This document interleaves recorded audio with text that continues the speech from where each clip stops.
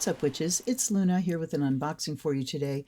I have opted today for a low impact unboxing, and the reasons why will be in another video. But if you've been watching this channel for a while, you'll know why I'm having a rough time with my chronic health conditions. At any rate, here is the Reflective Tarot featuring the Radiant Rider-Waite Tarot. Now, the reason this is low impact should be immediately apparent. It's because this is Pixie Coleman Smith's artwork. This is the standard Rider-Waite, I like to call it Waite Smith. Rider was just the publisher. He facilitated the thing, but it was Waite Smith that were the collaboration.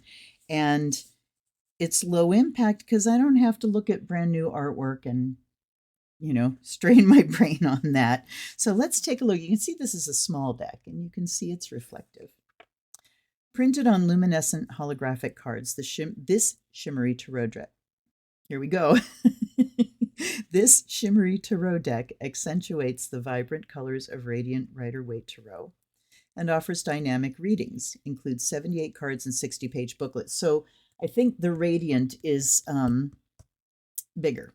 It's the standard size. This is just a smaller version. US Games, as we can see. And this is 2021 for copyright. And on the back, we just have the Seven of Cups. Now, just recently, and I'm not sure exactly when, the artwork of Pamela Coleman Smith for the Waite Smith deck has gone into the public domain. So we already have, and there will be more, scads and oodles of not knockoffs. They're not knockoffs because these images are legitimately in the public domain, but recreations. Here's our version. We've done it with gold. We've done it with this and that. So there's going to be, everybody in the world is going to be printing their own Waite Smith deck. But this one, I think, has a little bit to offer that's different from just getting a Waite Smith deck. So the introduction is by Stuart Kaplan. That's standard. And here it says, based upon the original and only authorized edition of this deck, designed by Pamela Coleman Smith under the direction of Arthur Edward Waite, reissued in collaboration with Miss Sybil Waite and Rider and Company, London. So now I want to know about Miss Sybil Waite. Is that the daughter, I would assume? Daughter, granddaughter? So Stuart Kaplan starts talking about Dr. Arthur Edward Waite. Let's read a little bit. Dr. Arthur Edward Waite, 1857 to 1942, was a genuine scholar of occultism whose published works include The Holy Kabbalah and The Key to the Tarot, first issued in England in 1910. Waite utilized symbolism as the key to the tarot pack. In The Key to the Tarot, he writes, "The true tarot is symbolism. It speaks no other language and offers no other signs." That's end quote. What are the tarot cards about which Waite so skillfully writes? What is the message of each card, and when and where did these fascinating cardboard symbols first originate? So then he goes into the origin, and we will not read that. It's going way, way back. Greatly detailed. So you may or may not know Stuart Kaplan published the Encyclopedia of Tarot, and I have the first volume of that, and the second volume, I don't know how many volumes there are, it's extremely difficult to obtain for less than a lot of money. Okay, so then he talks about the structure of the tarot, and what I'm doing is kind of scanning to see where he talks about Pamela Coleman Smith. Here we go. As a preface, during the past 2 centuries, various important works have appeared on different aspects of tarot cards, authored by Gébelin, 1781, Eteia, 1783, Levi, 1854, Vaillant, 1857, Mathers, 1888, Papus, 1889. There's more. Falconer, 1896, Worth and Waite, 1910, Theron's Case Crowley, 1944, Gray, 1960. Gray. Oh, see, now this thing's for me to look up. Knight, 1965. Moakley, 1966. Doan, 1967. And Kaplan, 1970. Under the initiative and supervision of Waite, a unique 78-card tarot pack known as Rider Deck was drawn by Miss Pamela Coleman Smith. Isn't that something, that it's the person that put up the money that gets their name on it rather than the person that catalyzed it and created it? Persons. Okay. Was drawn by Miss Pamela Coleman Smith, an American artist who was a fellow member of the Order of the Golden Dawn. Miss Smith was brought up in Jamaica and during her early teens traveled with the stage acting partnership of Ellen Terry and Henry Irving. By the age of 21, Miss Smith was established in England as a theatrical designer and illustrator. Her interest in the theater led her to collaboration with William Butler Yeats on stage designs. Holy shit, that I didn't know. Subsequently, she worked with his brother Jack Yeats on the illustration and publication of a small magazine entitled The Broadsheet before bringing out her own The Green Sheaf, which was filled with ballads, pictures, folk tales, and verses. The outstanding feature of the writer deck is that all of the cards, including the 40 pip cards, numeral cards aces to 10 in each of 4 suits, are presented in emblematic designs which are readily suitable for divination. This is in contrast to the rigid forms of swords, batons, cups, and coins previously used in tarot deck. Waite also believed that the Fool, being unnumbered and representing 0, should not be placed between cards 20 and 21, and that its more natural sequence fell in front of the Magician in attribution to the first letter of the Hebrew alphabet, Aleph. Okay, there's currently a phenomenal interest in tarot cards. So this was written a long time ago by Stuart Kaplan, and that interest is even more phenomenal now. And so we have, let's see, where did I see it? That the instructions here, oh, there it is. Instructions excerpted from The Key to the Tarot by Arthur Edward Waite. So you're not going to get the Stuart Kaplan meanings as we did with the first Rider-Waite-Smith deck. So that's going to add some nuance because sometimes A.E. Waite's meanings just go really far afield from what we're accustomed to. So we're going to leave that until we get there. But let's look at the back. We just have a basic Celtic cross at the back. It's always so interesting to see which way things are laid out. This one's 1 and 2, and then 3, 4, 5, 6. Sometimes it's 1, 2, like this, or like this, or like this. You know, so many different ways. At any rate, here's the Celtic cross that comes with this deck. And if you're going to do a Celtic cross with the deck, even if you have a way that you do it that's very familiar, I encourage you to use the layout and the descriptions that come with the deck. Particularly if you use a deck with, you know, a spread that you're used to and it doesn't quite click, go to the book and see what they recommend and use that spread and see what happens. All right, let's get to the cards. This is a nice little box. All right, let's zoom in.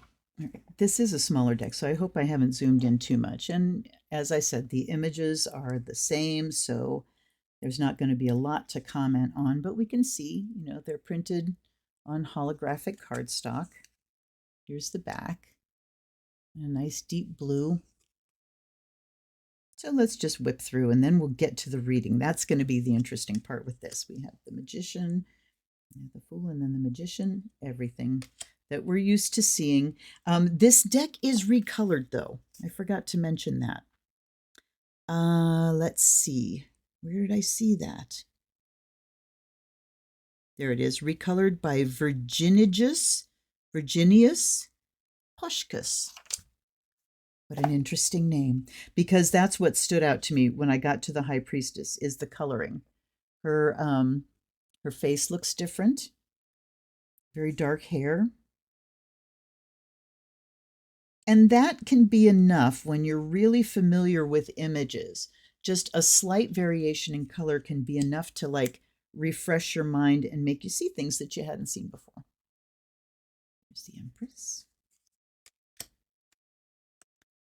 And the Emperor. Now I'm going to have to look up the Radiant.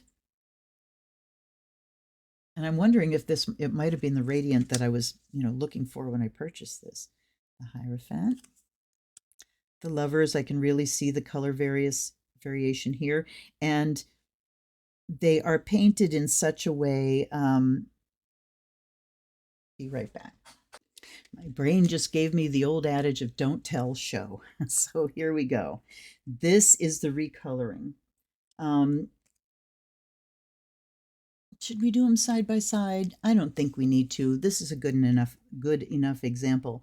So you can see that the black outlines have all but disappeared. They've become very soft so that we have, real people in landscapes rather than things that look like they're cut and pasted on top. And that was always my issue with the Waite Smith deck when I first got it, is the images are flat.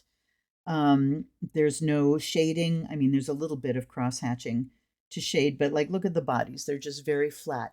But when we look here, we see flesh. We see roundedness and softness, and they exist in 3 dimensions.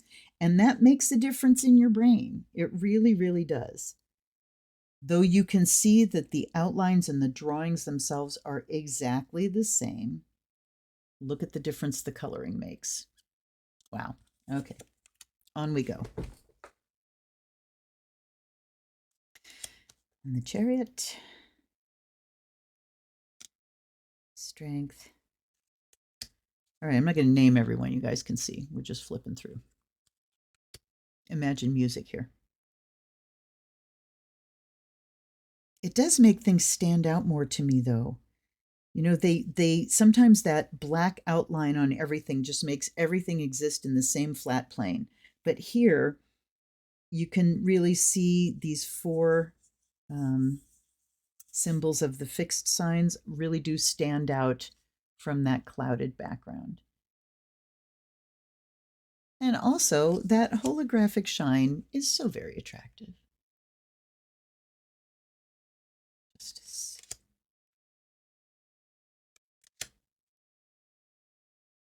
So again, I gotta look and find out if radiant weight is the same as this.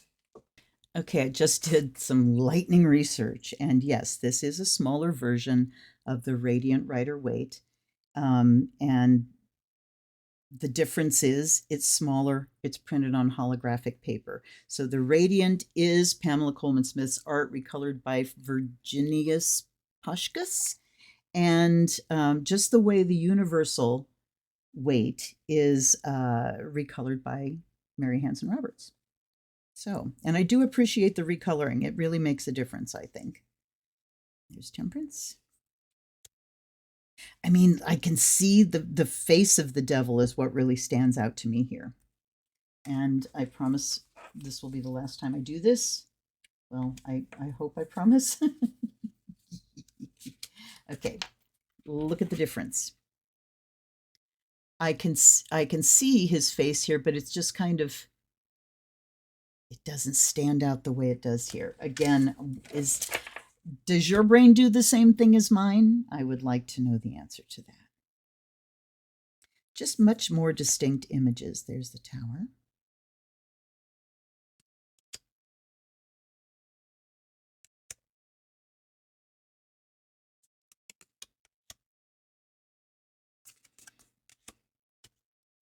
They feel slightly thick. I'm kind of worried about shuffling. I like the bodies down below and how deathly pale they look. That's appropriate. There's the World. And now we go into the Wands from the King down. Again, everything really stands out. Okay, let's already just blowing my promises. How can you put up with me? How?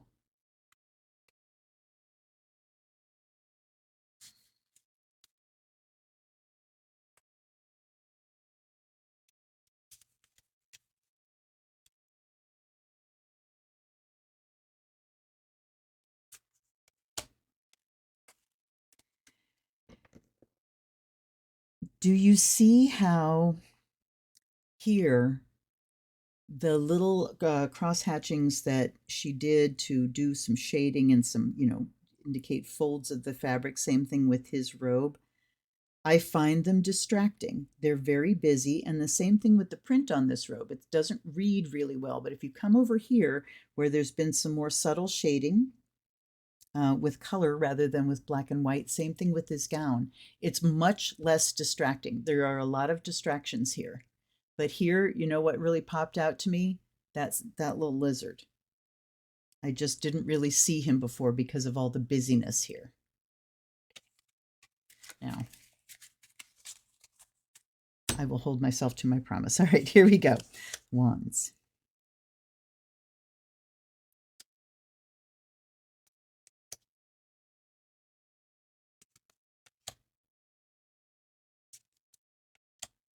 And you know, it's the Pixie's drawings obviously are so good that nobody's really needing to change the images themselves, but just the style of the coloring makes a massive difference.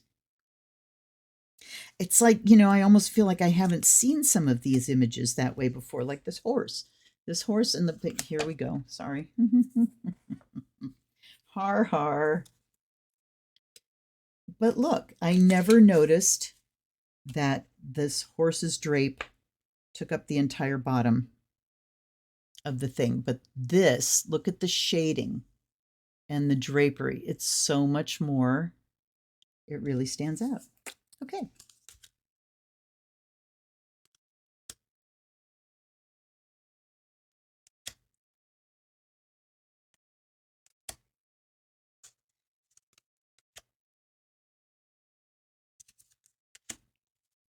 Okay, cups. They just look realer. And I think this, you know, this eliminates what my problem was starting with the Waite-Smith deck. When I started with it, it definitely worked. It made sense. You know, I did lots of personal readings, but it felt like hard work getting there. And Kaplan's writing might have contributed to that, you know, his descriptions of things, because it was when I got the Hanson Roberts Tarot, and those images have been redrawn on that one. The universal weight is Mary Hanson Roberts with these images. But in that one, they're not only redrawn, but the instructions were rewritten too, I believe. And they were just ever so slightly different that it made all the difference in the world to me.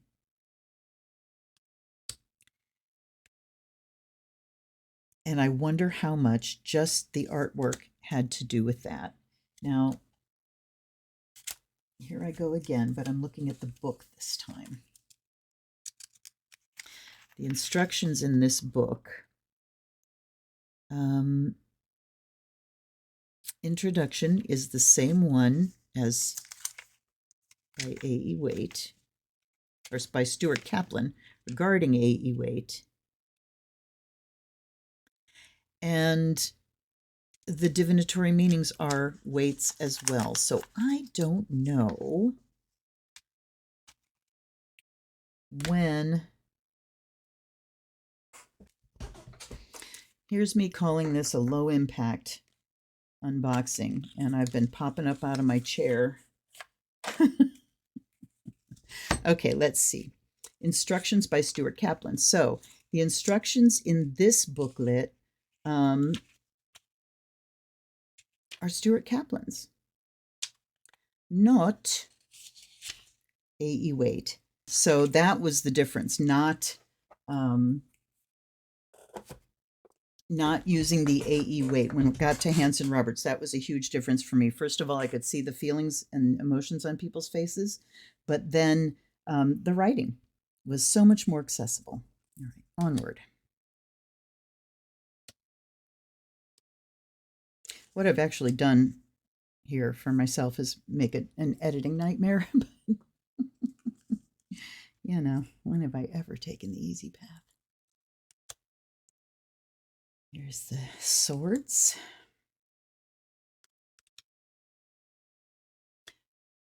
And even though we have kind of stormy skies, the images are just a lot clearer. Oops.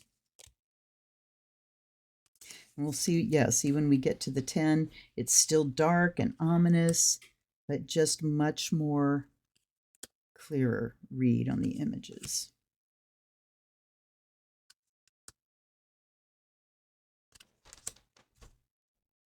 And if you've never seen a Rider-Waite-Smith deck before, please search my channel or go to the Tarot and Oracle Unboxing or Reviews playlist and just search. Search and you will find my unboxing of that deck. And into Swords. Or out of Swords, because we're going backwards. And look how lush. Look how lush the king looks.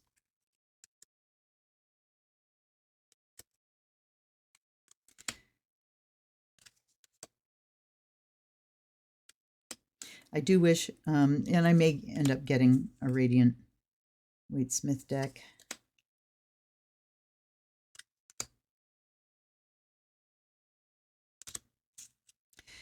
I was kind of laughing the other day about when I was gifted with the Hanson Roberts and thinking, why do I need another tarot deck? I already have one. All. Okay, there's the Ace of Pentacles. Good. All right. Let's give her a bit of a blessing. I've got a mess over here to clean up later. I don't know if you can hear the birds. It's February 27th. I woke up to 60 degrees this morning and a thunderstorm. So, wow. All right.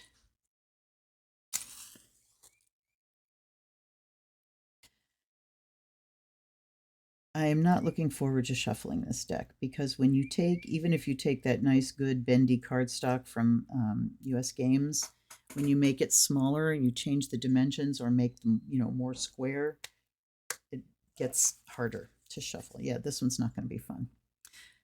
By air and fire may you be purified and charged.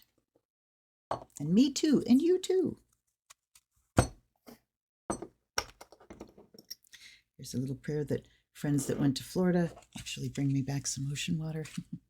By water and earth, may you be blessed and made whole. And me and you. And by the sound of the bell, may the spirit awaken.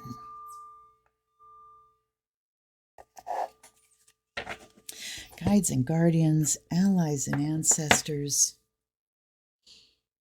thank you for being here, my wonderful team. I offer you fresh water and the fire of Azrael. And I offer that to the deck, to the creators, to everyone along the way that have contributed to this incredible tool. So to A.E. Waite, to Pixie Coleman Smith, to Virginius Poshkus. Thank you, thank you, thank you. And to Rider. Yes, indeed, to Rider. All right. And then it'll be fun. Because, yeah, see, they don't bend this way. They're not really long enough to bend, and I just can't even. So let's do this just to get a bit of a mix, and then I will cut, shuffle, and split and pull. Even that, even splitting the deck in half. If you're going to try to riffle them, they're going to stay bent. So we'll do this just so they're all the same. You can't even really bridge them. All right. So we're going to cut, shuffle, and then we are going to split and pull. Mwah, mwah. Welcome to the fold. And of course, this deck is cheaper. I don't know if they have a price on here. No, they don't. But I know it was cheaper than a standard. All right. What do we need to know today? I'm telling my deck, too, that I'm going to split, hold it and split it open or cut the pack to get the cards. I think I'm going to cut it. And what's showing on the bottom is the card that we're going to go with. And we'll do our 6-card spread. So, what do we need to know today? Tuning into Arthur Edward Waite's Words and Wisdom.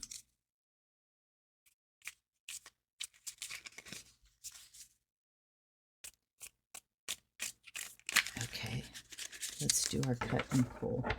So for our first card, we have the Empress. She came up in my morning reading this morning too.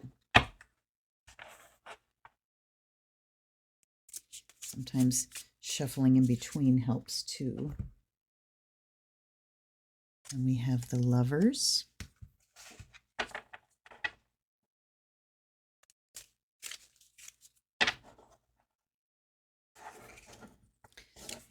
The Seven of Cups. I do like to kind of split this way better. I'm just cutting like that. There's the Emperor. Hello. How interesting. And we have the Ten of Pentacles. And one more. They want me to take it off the top. All right. The Three of Cups. Well, okay, if I go completely intuitively, let's start with the Empress. So we're talking about more than enough, but we have to start with the Empress. And I was thinking about this in my reading this morning. We have to start with the Empress, with the concept of enough, because we think about abundance.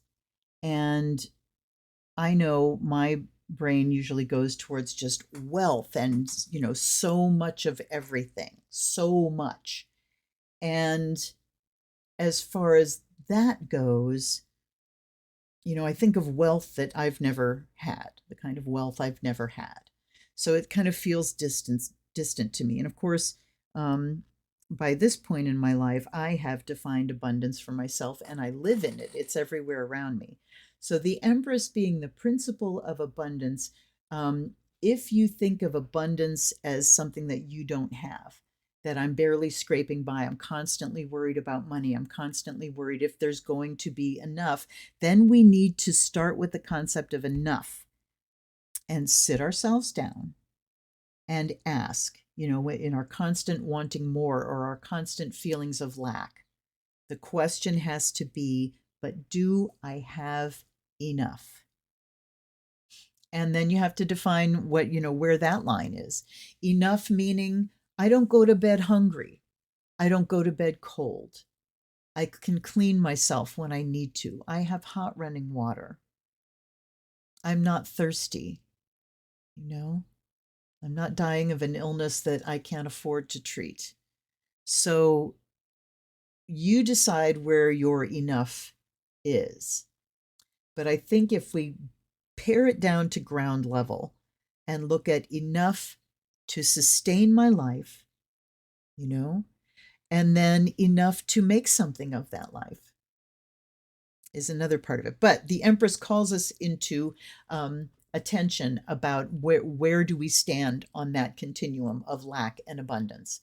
Where does enough lie on that line? So that's the question we have here. And with this 6 card, I've been lately looking at these two in the middle. You know, the beginning and end. What are we talking about? And we have a 3 and a 3. So the 3 is a dynamic number. Odd numbers are dynamic. Even numbers are static because they're even, they're symmetrical. They have, you know, we've got one here, and there's balance. But as soon as we take it to an odd number, it tips one way or the other. So the odd numbers, kind of with the Yi Jing, are the things that keep going forward because they're looking for that balance again. So when we get to an odd number, it kind of throws it off balance and we have to go forward looking for the balance. So there's dynamic energy here. And the 3 of Cups is all about celebrating what you have, the abundance of what you have. So the main message here is about our sense of abundance and enough, and do we have it, and getting ourselves in right alignment so that we can celebrate what we have. All right. Then we've got the Lovers and the Emperor here. And we've got the 7 of Cups. Okay, so let's go with the Empress here and look to the sides. The Lovers card talks about attraction, what you attract to you. And when we sit in a mindset of enough and abundance, and we're not in fear of, where our next meal is coming from, and I, send a heartfelt prayer out to everyone who doesn't know where their next meal is coming from and who are living shy of that feeling of enough. And I guess, one of the points I'm trying to make here is that enough is abundance. If you have enough to, not be hungry, thirsty, cold, sick, then you have abundance. But the Lover's card says that whatever our mindset is around this is going to attract more of it to us. So if your mindset is of abundance, and that means there truly is. So the big archetype of abundance is that on this planet, there is enough for everyone. There truly is, factually enough for everyone to have enough. Not the way it's used, but So if we have that mindset in our own personal lives that there is enough for everyone, then we're going to attract that to us. And over here we have the Seven of Cups. So what is it that fills your cup? So this can be the other side of the equation of I'm just constantly looking for something else, for something more. I'm dissatisfied. So this kind of brings in a thing. So it's cups. So we're talking emotional, that we do need to deal with our just human dissatisfaction. We kind of have this constant, just things aren't quite what I want, And so we're constantly looking out for something more. Well, is it this? Is it this? Is it money? Is it riches? Is it fame? Is it victory? What is it that's going to make me feel like my cup is full? And then we come down here. Okay. So let's go here. Here are the major arcana: the Empress, the Lovers, and the Emperor. We have this abundant mindset. I have enough and then some. I attract everything that I need to me. And from that place, that solid foundation, that mindset creates a foundation of empowerment, a foundation of authority, a foundation that makes me feel like I can make decisions about my life. I have enough that I can make decisions. Over here, we've got, so if we're looking for authority and empowerment, agency, it comes from knowing that our mindset of abundance is what attracts things to us. On this side, if we're focused on the money, the pentacles. Okay, it's going to be hard for me to put this into words, and we haven't even looked up the weight definitions yet. But what I'm seeing over here is like the focus on the money is what keeps us always looking for something else. And if you notice, I can't even remember who pointed this out with this card, but it's a very interesting thing. I think it was the Rachel Pollack, 78 Degrees of Wisdom book. And I hope that's what it's called. My brain is just in doubt mode today. But everyone in this card, we've got this whole family, this extended family, an elder and a couple and children and dogs, and nobody's looking at each other. Everybody's looking in different directions. We've got this very sturdy wall. So there's this idea of limitations and people on this side of the wall and people on that side of the wall, the haves, the have-nots. It just brings in a whole bunch of stuff. And then that leads us to all of these different fantasies about what will fulfill me emotionally, what external thing will bring me emotional happiness and stability. Okay, and then we've got the Three of Cups talking about celebration, joy. All right, I'm before I try to wrap it up, let's go to the book. This is going to be something. So A.E. Waite's keywords for the Empress: fruitfulness, initiative, action, length of days, clandestine, the unknown, also difficulty, doubt, and ignorance. And those are the upright meanings. Difficulty, doubt, ignorance. Where do you get that? And the unknown. Where do you get that? She is manifest. So, okay, I'm getting grumpy, sorry. Reverse says light, truth, the unraveling of involved matters, public rejoice, according to another reading, vacillation. So, okay. Length of days, clandestine, the unknown, difficulty. So I wonder if what I'm seeing here, hearing in these keywords, is just the misogyny of the day. You bring in the image of a woman and it's things are clandestine and unknowable and difficult and wow. All right, so I'm going to read through these, but we're not necessarily going to go with them. Let's go to the levers. Attraction, love, beauty, trials overcome. All right. Got that? Okay, 7 of Cups. Strange chalices of vision. All right, so interestingly, at least in this little book, we don't have a description of the images of the major arcana. We have a very short description of the minors before we get to the divinatory meanings. And this one says, strange chalices of vision. Fairy favors. Images of reflection, imagination, sentiment, things seen in the glass of contemplation. Some attainment in these degrees, but nothing permanent or substantial is suggested. Reversed is desire, determination, project, will. So this is, the projection of things. But I like fairy favors, things that are just, in the clouds that disappear when you think you're going to put your hand on them. Okay. Then we have the Emperor, stability, power, aid, protection, a great person, conviction, reason. Reversed, benevolence, compassion, credit, also confusion to enemies, obstruction, immaturity. Very interesting things here. All right, 10 of Pentacles. A man and woman beneath an archway which gives entrance to a house and domain. Gain, riches, family matters, archives, extraction, the abode of a family. Reversed is chance, fatality, loss, robbery, games of hazard, sometimes gift, dowry, pension. And then the 3 of Cups, we have maidens in a garden ground with cups uplifted as if pledging one another. The conclusion of any matter in plenty, perfection and merriment, happy issue, victory, fulfillment, solace, healing. The reversed is expedition, dispatch, achievement, end.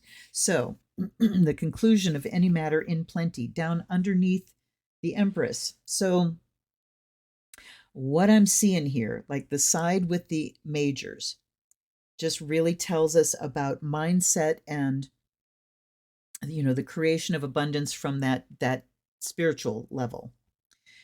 Starting off with the concept of enough, defining that, looking at what it is we want to attract to us, who we want to share our abundance with, and do we have enough? And that gives us a solid foundation and a sense of authority and empowerment over our lives. Here's the resources I have and what I want to do with them. Then on this side, we've got, the imaginings. So when we do have the actual material abundance, somebody gives us that money. What are we going to do with it? And this line is interesting because it says that we can be deluding ourselves if we think that money itself is the thing bringing happiness. Certainly, the things that money can buy, such as the security of a home, the food that makes it so you don't go to bed hungry, the things that make it so you don't have to work 60 to 70 hours a week to keep those things together. So They say, money's the root of all evil and money can't buy happiness, but it can buy the things that allow you the room to feel happiness. But we need to be clear. I think this and the Empress here are talking about we really need to be clear on our relationship with our resources, our relationship with money, and that concept of enough and what we think about it. Because if we can get clear on that, then we will find that we have cause to celebrate all the time. And even if things are tight, if you can be in your life and in the moment doing something that brings you joy with someone that you love, then there is something to be celebrated. And it's kind of like coming from the big idea of abundance down to just the day-to-day joys of having enough, having a family to share things with, a partner to share things with. Look at Emperor and Empress here. So I'm looking at here, and with the Three of Cups, it really does have that idea of people coming together. So looking at who it is you share your resources with, who it is you do celebrations with, and really just internalizing that concept of enough, that concept of I deserve to have enough. I attract to me the abundance that is there for everyone, and to celebrate these things. Okay, so the thing I learned here is just forget A.E. Waite. He catalyzed such an amazing tool for all of us. And it's almost like, we can set him aside. Certainly, the meanings from Stuart Kaplan are directly out of A.E. Waite's writings. But I think Kaplan really made them more accessible to us in the modern day and not 1910 and not having been members of the Order of the Golden Dawn. So, this is where, too, a lot of things can make sense to the people, in the context they were in, but now we're taking it out of context. And all of the mysteries and things that they were steeped in, we don't have necessarily. So anyhow, well, that was a little bit higher impact than I was anticipating. So let me know, you guys. Let's have a conversation. I hope to see you soon on a live stream. Pray for me. And if not, on another unboxing. Until then, this is Luna. Blessed be.